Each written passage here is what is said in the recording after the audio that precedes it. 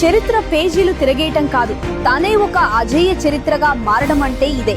1952 నుంచి నేటి వరకు అంటే దశాబ్దాలుగా ఎవ్వరికీ సాధ్యం కాని రాజకీయ రికార్డులన్నీ ప్రధాని మోదీ గారి ధాటికి ఒక్కొక్కటిగా బద్దలైపోతున్నాయి.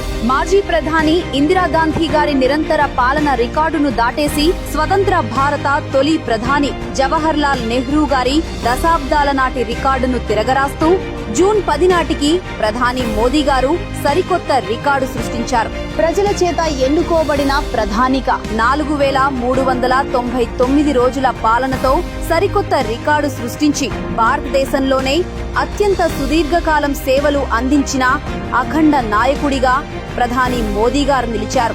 వరుసగా 3 సార్లు గెలిచిన ఏకైక హ్యాట్రిక్ ప్రధానమంత్రిగా, దేశ చరిత్రలోనే వరుసగా 2 సార్లు సంపూర్ణ మెజారిటీ సాధించిన ఏకైక కాంగ్రెసేతర నేతగా ప్రధాని మోదీ గారు రికార్డుకెక్కారు.